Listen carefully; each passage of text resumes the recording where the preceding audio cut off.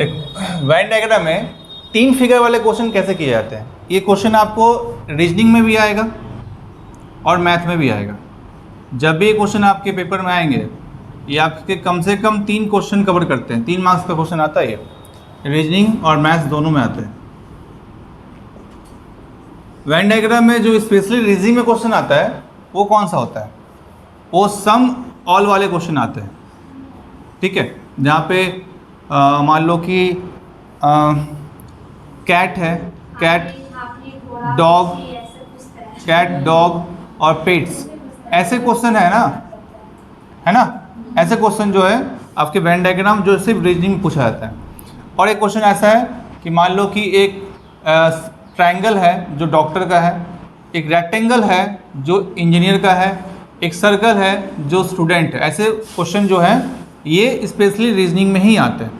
ठीक है, तो इसके अलावा जो वेन डायग्राम में क्वेश्चन आते हैं वो 2 डायग्राम वाले, 2 फिगर वाले, ये तो आपको खुद बनाने होते हैं, ये फिगर नहीं होता उसमें। ऐसे वाले क्वेश्चन जब करते हैं आप, रीजनिंग में भी आता है और मैथ में भी आता है। तो स्पेशली अगर 3 डायग्राम अगर बनाना पड़े, यानी 3 सब्जेक्ट पे क्वेश्चन पूछा जाए, तो उसमें आप समझिए कि 2 से 3 मार्क्स कम से कम आपके आएंगे, पूछे जाते हैं। कभी कभी एक क्वेश्चन ही देता है, रेलवे ग्रुप डी में देखा जाए क्वेश्चन ज़्यादा दे रहा है आजकल इस तरह क्वेश्चन, तो 2 से 3 मार्क्स आपके वहाँ पे मिल जाएंगे। अगर ग्रुप डी एग्ज़ाम दे रहे हो या एनटीपीसी दे रहे हो या अदर कोई एग्ज़ाम दे रहे हो, तो वहाँ से 2-3 मार्क्स का आता है पेपर में। ठीक है, तो चलिए सीखते हैं। मान लो ये सर्कल, मैं फिर से ड्रॉ करता हूँ सर्कल।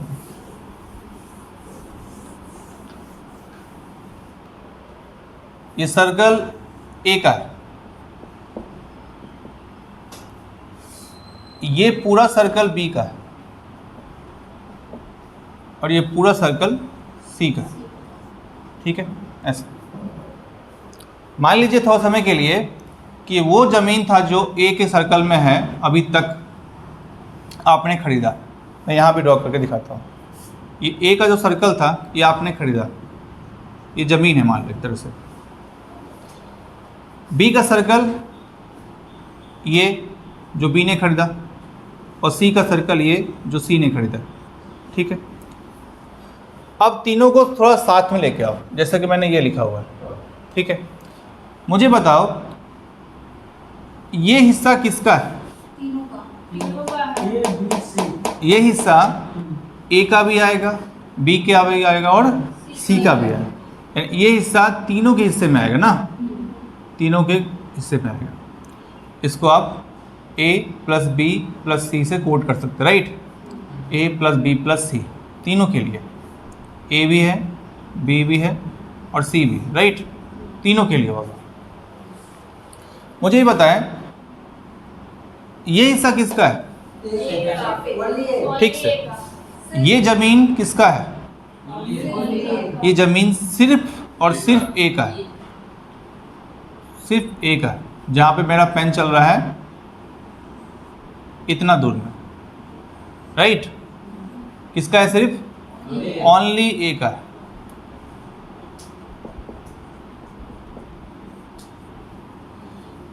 ये ज़मीन किसका है? ओनली बी का है। और ये ज़मीन किसका है? ओनली सी। अब जहाँ कंफ्यूजन होता है उसकी बात हो रही है। ये जगह किसका है?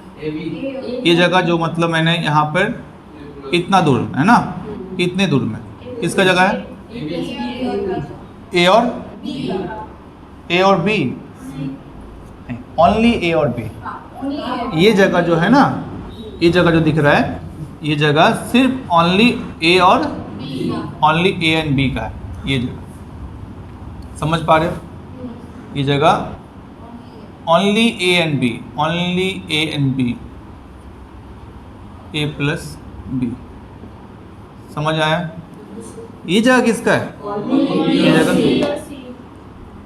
ओनली बी प्लस सी।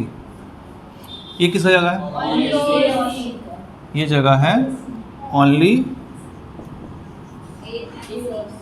ए और प्लस सी। समझ आया?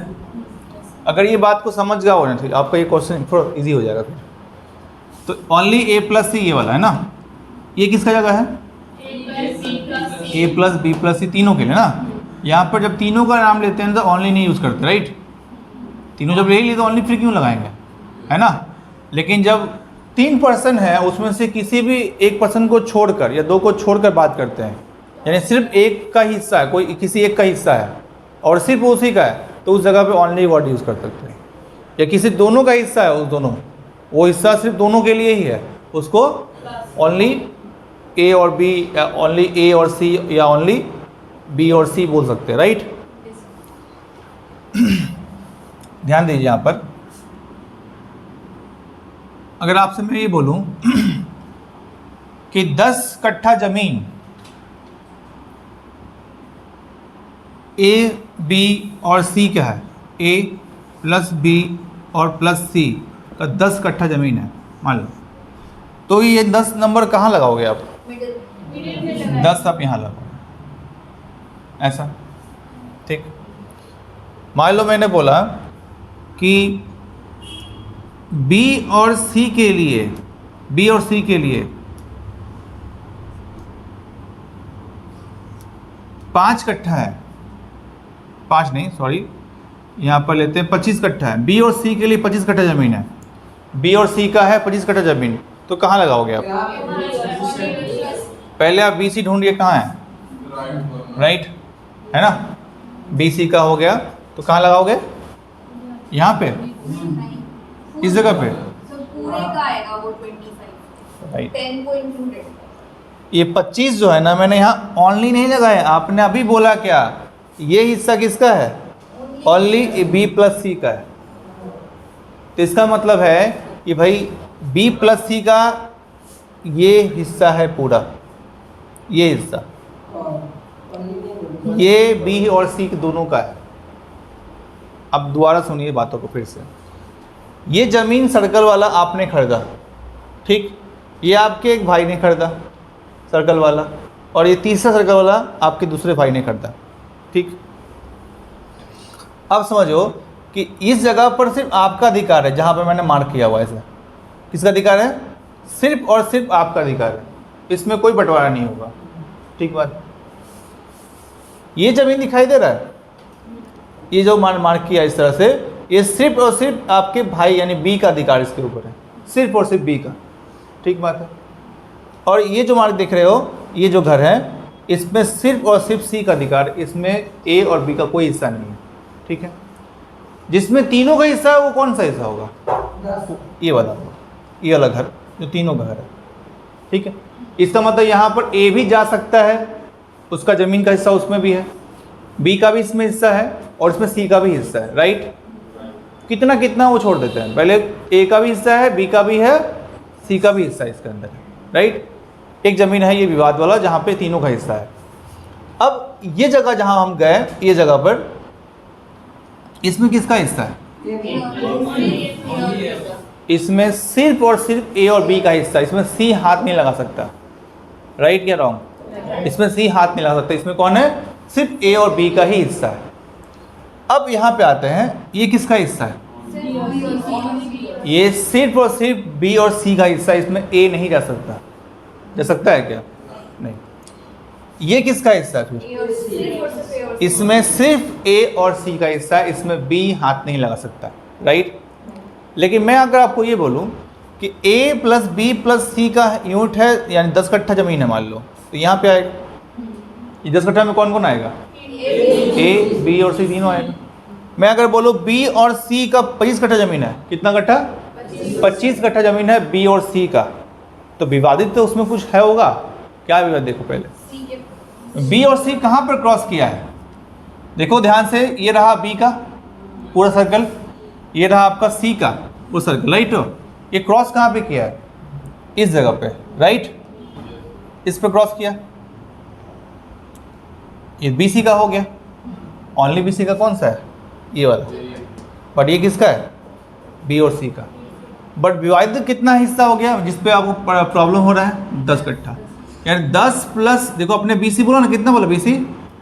25 बोला, 25 बोला तो 10 तो यहाँ आ गया, 10 तो यहाँ फंसा हुआ है ना, तो 15 यहाँ पे आएगा, 15 यहाँ पे आएगा। है समझ बात? अगर मैं बोल दूँ कि बता दो कि ए प्लस बी 25 कट्ठा है, ए प्लस बी 25 नहीं, कुछ चेंज कर देते हैं, 30 कट्ठा है मान लो। ए प्लस बी कितना है? 30 कट्ठा है। ए बी कहाँ क्रॉस कर रहा है? ए और बी इधर। तो 30 कट्ठा जमीन किसका है? ए और बी का। कहाँ दिखाओगे? तो जब ए बी ने खरीदा था, ए का पूरा ही सर्कल था पहले, बी का ही सर्कल था पूरा, तो दोनों कहाँ पर विवादित हो गया कि यहाँ पर ये इसको लेकर दिक्कत है ना कि दोनों हिस्से में आ गया। ये कितना हिस्सा है दोनों के लिए? 30 कट्ठा। बट 1000 सी के हिस्से में चला गया, मतलब सी नहीं सॉरी, तीनों हिस्से में आ गया ना, तो तीनों हिस्से में आ गया। तो अब ये क्या करेंगे यहाँ पर? घटाओ, तो बचा कितना? 20 बच गया। समझ में आ रहा है? 20 जो है सिर्फ ए और बी का ही हिस्सा 20 कट्ठा में आएगा, उसमें तीसरा सी नहीं रखता। ठीक बात है। अब यहाँ पे आते हैं, इसके लेते हैं कोई नंबर। ए और सी के लिए मान लो कोई नंबर ले लें, चलो 20 ही लेते हैं, 20 कट्ठा। तो यहाँ पे क्या दिखाओगे आप फिर? 10। हाँ, ए और सी का मिलाकर ये पूरा लाइन था, ए और सी को मिलाकर। बट जो डिस्प्यूट एरिया है वो ये 10 को लेकर, राइट है ना, जो बोलते हैं विवादित है ना, वो डिस्प्यूट बोलते हैं। तो घटाओ कितना आएगा? 10। इसमें किसका हिस्सा हुआ? ए और सी का। सिर्फ ए और सी 10 कट्ठे में यहाँ पे है, राइट। और ये कितना है? 10। ठीक है, या तो इसको नंबर चेंज कर लो, आपको 10 समझ में नहीं आ रहा है तो यहाँ नंबर चेंज करो। मान लो यहाँ पर लेते हैं 35 लेते, चलो ठीक है। घटाओ कितना आएगा? यहाँ कितना आ जाएगा? 25 आ जाएगा। पूरा सवाल यहाँ पे सॉल्व हो जाएगा। लेकिन इसमें क्वेश्चन जब पूछूंगा तब आपको पूरा क्लियर हो पाएगा कि क्या बनता है क्वेश्चन। कई सवाल इससे बनते हैं। ठीक है, अब आपको ये जोड़ना है कि कौन कितना है, तो आप सबको जोड़ दीजिए। इसमें कितना था, इसमें कितना था, मैंने नंबर नहीं लिखा अभी, मैं नंबर लिखूंगा अभी, बताऊँगा इसे। तो इसमें कितना है, इसमें कितना है, ये सब जानकारी लेने के लिए अब एक सवाल लेते हैं। ठीक है, यहाँ पे कोई वैल्यू होगा, ए का वैल्यू होगा, यहाँ बी का वैल्यू होगा और यहाँ पर सी का वैल्यू होगा। समझ में आ रहा है? इससे सवाल आपका बनेगा। आप क्या करोगे मालूम है? ए का जो वैल्यू है, अब इन तीनों को जोड़ोगे पहले, कितना आएगा? 45। कितना है? ये 45 दिखाई दे रहा है, 55 है। मान लो कि 80 यहाँ लेते हैं, चलो यहाँ पे नंबर ले ही लेते हैं। ए के पास 80 जमीन, 80 कट्ठा या बीघा जो भी मानते हैं, 80 बीघा ज़मीन था। किसने? ए ने खरीदा हुआ था। ठीक बात है। तो 80 में से ये निकाल दो, कितना बचेगा?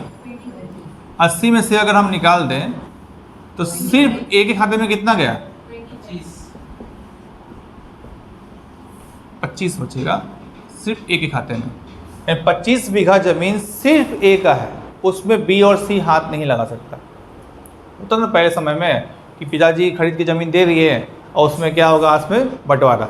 बट बाद में तुम खुद कमा रहे हो, अपना ज़मीन अलग खरीद लिए, आपका भाई अलग कमा रहा, अलग जगह खरीद लिया, लेकिन वो जगह जो पापा खरीद के दिए वो जगह पे दोनों का बंटवारा होगा।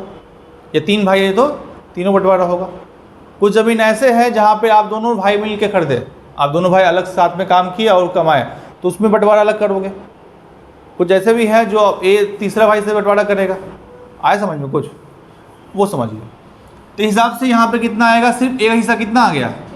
25 कट्ठा। अब मानो इसको जोड़ो, कितना आता है? 45। मैं यहाँ कोई नया नंबर लेता हूँ, मान लो यहाँ 90 कट्ठा है या 90 बीघा, जो भी आप मान के चल रहे हैं। तो बता दो यहाँ कितना आएगा? यहाँ 45 किसका है? ओनली बी का। कितना आएगा? इसको जोड़ेंगे और इससे घटाएंगे, कितना आएगा? 45 ना। ठीक है, अच्छा अब एक काम करें, इसको भी जोड़िए, कितना आता है?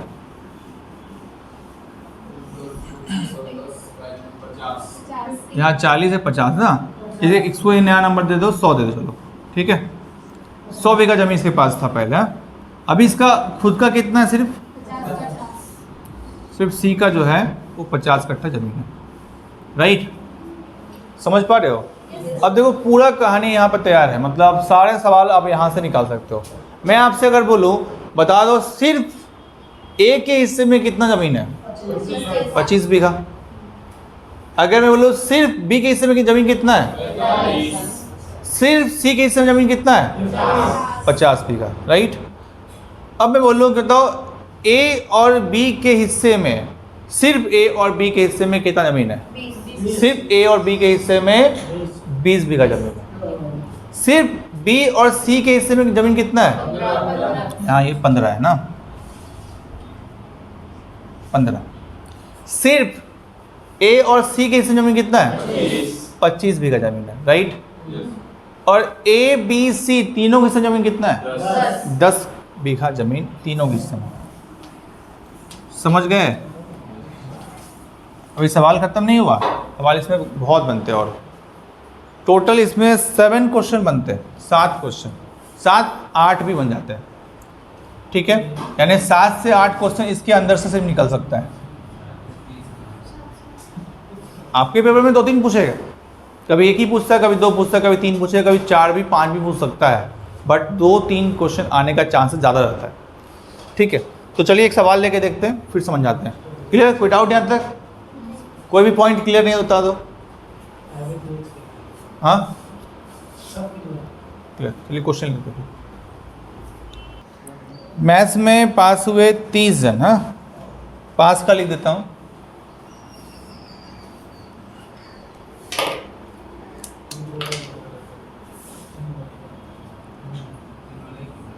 पास वाले हैं, मैथ्स में पास है 30,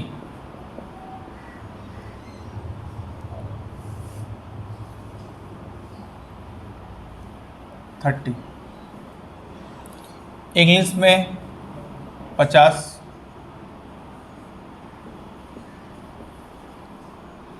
रीजनिंग में 80, रीजनिंग में 80,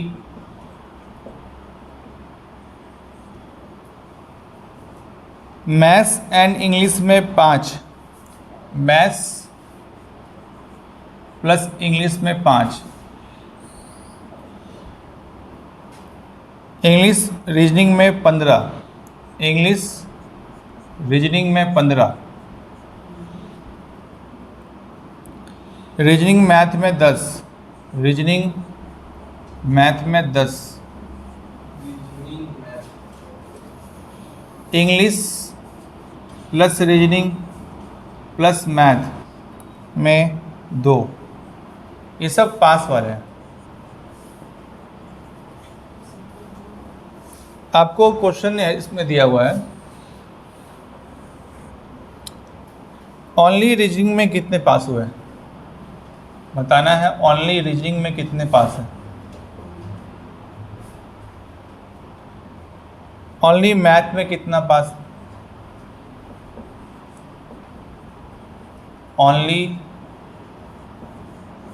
इंग्लिश में कितना पास है, और टोटल कितना पास है, ये भी क्वेश्चन है। 4 सवाल इसके ऊपर।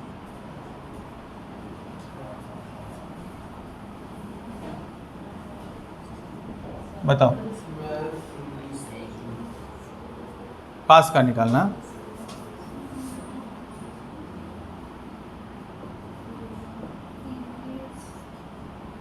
पास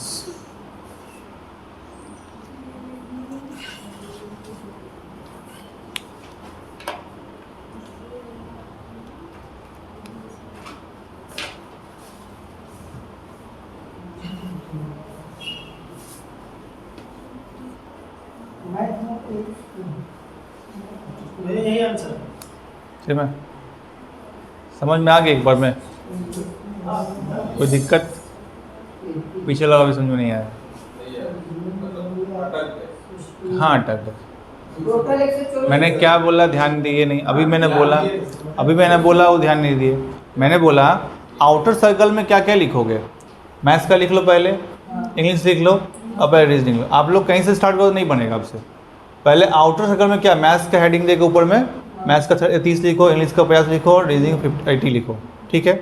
फिर जो सबके लिए था सर्कल बीच वाला सबसे ERM, इसको पहले पुट करो, पहले इसको पुट करो, तब तो आपका सही से बैठेगा। चलो करते हैं सॉल्व, चलिए सॉल्व करते हैं। देखो टोटल को ऊपर रख दो कहीं पर,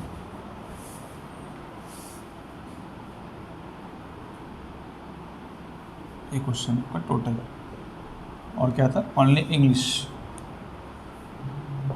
ओनली इंग्लिश का यहाँ पर था। अब समझिए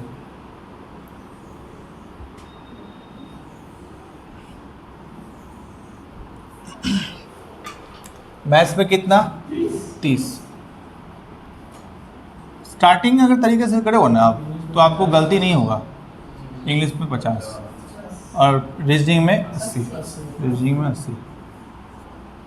अब ढूंढिए कि तीनों वाला कहाँ बैठा हुआ है, कितना है तीनों में 2, ये कहाँ बैठेगा एकदम बीच में, राइट, ठीक है। अब आते हैं यहाँ से जो बच गया, ये तो आप ले चुके हो, ये भी ले चुके हो, ये भी ले चुके, ये भी हो चुका, बचा ये तीनों। M और E कहाँ लिखेंगे आप 5, है ना। मैथ और इंग्लिश, मैथ और इंग्लिश कहाँ लिखोगे, यहाँ कितना लिखोगे, यहाँ पर 5 क्यों लिखेंगे भाई, 3 आएगा ना। मैंने M और E के लिए कौन बताया था, ये जगह पूरा M E का है, ये पूरा, ये किसका है सिर्फ M E का, ये वाला, ये हिस्सा समझ में आ रहा है। ये जो हिस्सा है ये सिर्फ M E का है, ये पूरा हिस्सा M E का है ना, ये पूरा M E का है, लेकिन ये हिस्सा सिर्फ M E का है, M और E का, मतलब मैथ्स और इंग्लिश का, समझ रहे हो। तो भैया यहाँ पे क्या लिखा है, ओनली तो लिखा नहीं है, मैथ और इंग्लिश है ना, तो ये तो 5 ही पूरे के लिए है ना, तो 2 तो यहाँ पे है पहले से, तो यहाँ कितना आएगा 3 यहाँ पे आएगा। यहाँ देखो इंग्लिश और रीजनिंग में कितना है 15 है, इंग्लिश और रीजनिंग में 15 है, तो ये पूरा इंग्लिश रीजनिंग का है, तो यहाँ कितना आएगा 15 में 2 घटाओ 13 बचेगा। रीजनिंग और मैथ में 10 है, ठीक है, रीजनिंग और मैथ में 10 लोग क्वालिफाई किया है, तो रीजनिंग और मैथ हो गया ये वाला, ये पूरा रीजनिंग मैथ के लिए। लेकिन सिर्फ कौन सा है रीजनिंग मैथ का, ये हिस्सा, सिर्फ ये हिस्सा जो है रीजनिंग और सिर्फ रीजनिंग और मैथ सिर्फ, तो 10 में घटाओ 2 कितना आएगा 8 आएगा, हो गया। अब देखो ये कैसे निकालते हैं, इसको देखो, इसको जोड़ो कितना हुआ, ये सर्कल का लाइन में देखो कितने नंबर हैं 10, 10 3 13, घटाओ कितना आएगा, ओनली मैथ कितना हुआ 17 हो गया, ये जोड़ेंगे कितना 13, घटाओ कितना आएगा 17। ओनली इंग्लिश कितना हुआ, ओनली इंग्लिश, इसको जोड़ पहले कितना आएगा 18, 18 घटाओ इससे 32 आएगा। ओनली रीजनिंग कितना है, जोड़ो से कितना आता है 10, 23 घटाओ इससे कितना आएगा,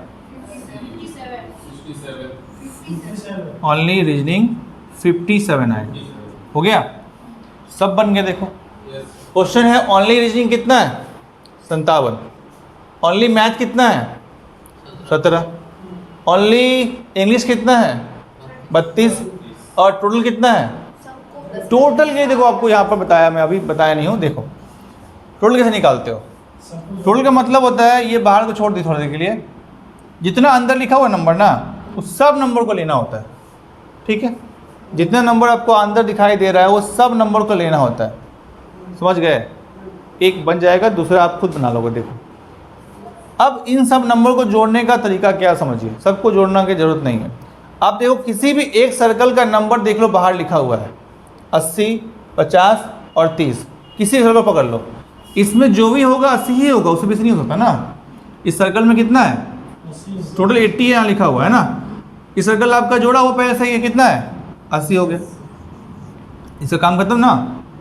अब जोड़ना क्या है 17, 3 और 32 जोड़ दो, 17, 3, 32 कितना होता है 52, यहाँ जोड़ दो,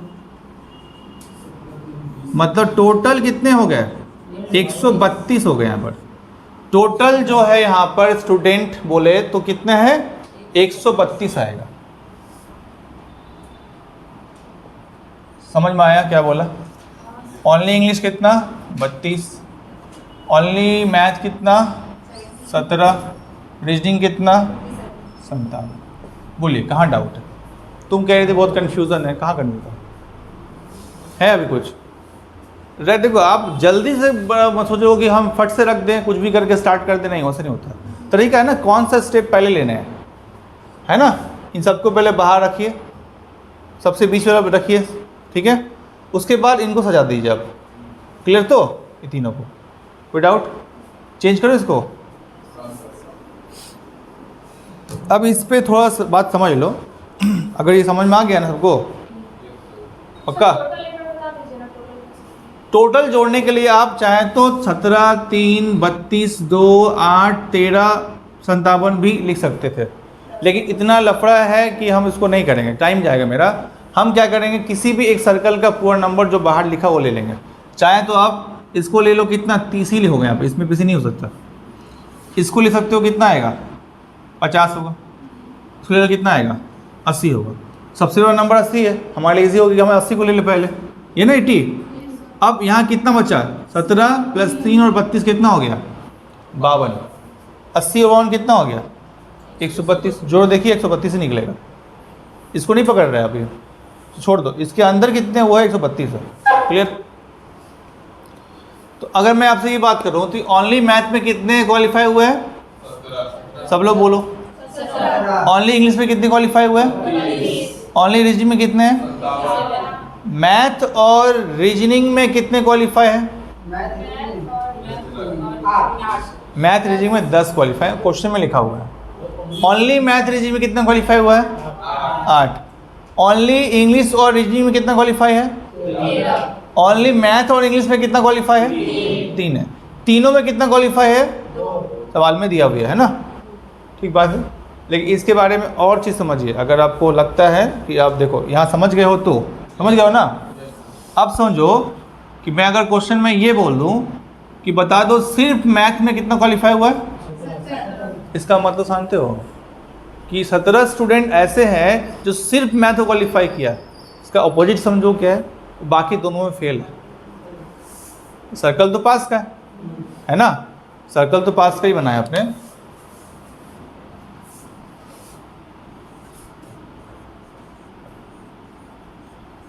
ठीक है, ओनली मैथ में क्वालिफाई 17 स्टूडेंट हुए हैं। हाँ, सॉरी 17 स्टूडेंट ऐसे हैं जो सिर्फ मैथ को क्वालिफाई किया है। तो 17 स्टूडेंट वो हुए जो बाकी सब्जेक्ट में फेल। इंग्लिश में कितने क्वालिफाई हुए? सिर्फ इंग्लिश में 32 है। इसलिए इस मतलब है कि 32 स्टूडेंट सिर्फ इंग्लिश को क्वालिफाई कर पाया, बाकी सब्जेक्ट क्या था? बाकी में फेल हो। तो क्वेश्चन ऐसा भी पूछता है कि बता दो कि ऐसे स्टूडेंट कितने हैं जो सिर्फ मैथ को क्वालिफाई किया है? 17। अब क्वेश्चन ऐसे घुमा दे अगर कि ऐसे स्टूडेंट कितने हैं जो सिर्फ इंग्लिश और सिर्फ रीजनिंग में फेल है, सिर्फ इंग्लिश और सिर्फ रीजनिंग में फेल है, तब क्या करोगे? तो आप ढूंढोगे सिर्फ मैथ में क्वालिफाई कितना हुआ है। समझ में आ रहा क्या बोल रहे हैं? सिर्फ इंग्लिश और रीजनिंग में फेल करने वाले, सिर्फ लगाया मैंने, ओनली लगाया, only fail in English and reasoning. तो आप क्या ढूंढोगे? सर फेल का तो ये है नहीं, ये तो पास का है। तो क्या ढूंढोगे? जो सिर्फ इंग्लिश और रीजनिंग में जो फेल हुआ है, मतलब 2 सब्जेक्ट के लिए ओनली लगा रहे हैं, क्योंकि तीसरा सब्जेक्ट भी है ना मेरे पास ना। देखो ओनली कब तक लगेगा? जब 3 सब्जेक्ट है, जब तीनों की बात नहीं हो रही है, किसी एक का या किसी 2 का बात हो रहा है, तब तक ओनली लगेगा। अगर तीनों बात होगा तो ओनली नहीं लगेगा। तो ओनली रीजनिंग और इंग्लिश में फेल होने कितने हैं? तो आप देखोगे कि 17 स्टूडेंट ऐसे हैं जो सिर्फ मैथ को क्वालिफाई किया है, वही सिर्फ इंग्लिश और रीजनिंग में फेल हुआ है। यहाँ पे आइए, 32 क्या है? 32 स्टूडेंट ऐसे हैं जो सिर्फ इंग्लिश में क्वालिफाई है। इसका मतलब वो 32 स्टूडेंट वो है जो दोनों सब्जेक्ट में फेल हुई, only fail in math and reasoning. Only लगाइएगा, मैथ रीजनिंग फेल नहीं है, only fail in math and reasoning.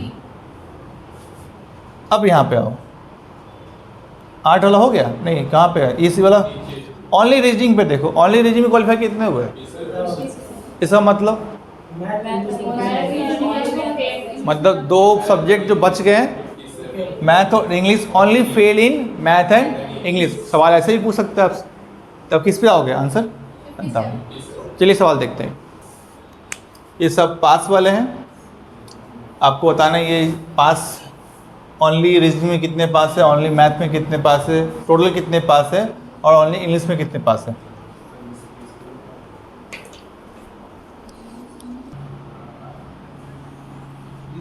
जल्दी बनाओ, जल्दी कर जाओ, आप ही लोग लेट कर देते हो। देखो सबसे पहले मैंने क्या बोला, मैथ, इंग्लिश और रीजनिंग, पहले इसको पुट करो। Math 250, English 200, reasoning 300। तीनों कहाँ हैं? 20, यहाँ 20 लगा तो है ना, हो गया। अब दोनों वाला लीजिए, यहाँ मैथ और इंग्लिश है, ओनली तो नहीं है ना, मैथ इंग्लिश कितना 25 है, मैथ इंग्लिश 25, ये पूरा है ये वाला, बट 20 तो ले चुका है, 5 बचेगा यहाँ पर। इंग्लिश और रीजनिंग 50 है, इंग्लिश और रीजनिंग ये रहा, ये सर्कल पूरा है ना, बट 20 निकल गया, 30 बच गया। रीजनिंग और मैथ में 75 है, रीजनिंग मैथ में 75 है, ये पूरा हिस्सा, ठीक है। 20 कट्ठा ले गया, बचा कितना? 55 कट्ठा इसमें सब्जेक्ट है। चलो कट्ठा उट्ठा बोल दिए ना। अब बता दो कि ओनली मैथ में क्वालिफाई वाले कितने हैं? इसको पहले जोड़े, कितना है? 25 और 55 कितना होता? 80। घटाओ इससे कितना आएगा? 170 ओनली मैथ में क्वालिफाई, राइट। जोड़ो कितना आएगा? 55, घटाओ इससे 55 ही आएगा ना। ओनली इंग्लिश में क्वालिफाई कितने हैं? 145 ओनली इंग्लिश में क्वालिफाई है। इसको जोड़िए कितना आता है? 195। और ये जोड़ो कितना आता है? 105। इसे घटा दो। ओनली रीजनिंग में कितना क्वालिफाई है? 195। हो गया, 3 आंसर तो आ गया। ओनली रीजनिंग वाले 195, ओनली मैथ वाले 170, ओनली इंग्लिश वाले कितना? 145। और टोटल कितना है? टोटल कितना है? टोटल जोड़ने आ गया ना सबको। आप सबसे बड़ा नंबर ढूंढ लो, कौन सा? ये वाला 300 ना, 300 तो यही है, बस बाकी जोड़ लो। 150 और 170 कितना? 320 और 300 कितना हो गया? 620 हो गया। 4 बन गया है समझ में भी? और बनाओगे? चलो होमवर्क लेके जाओ।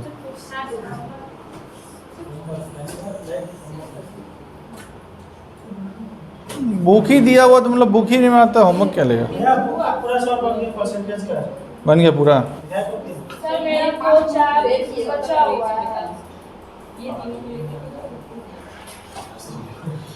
चलो पहले होमवर्क ले लो फिर देखेंगे।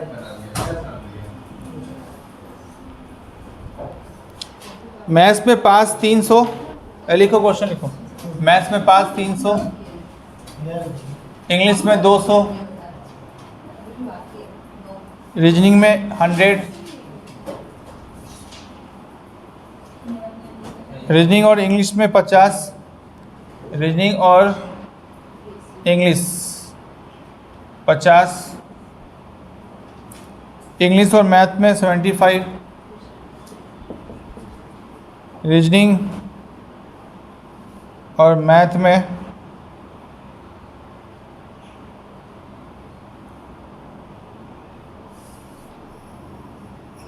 30,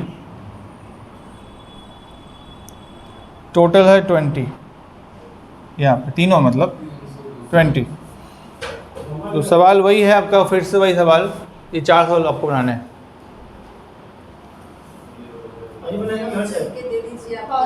और यूट्यूब वालों इसका आंसर कमेंट में लिखिएगा क्या बोल रहे हो।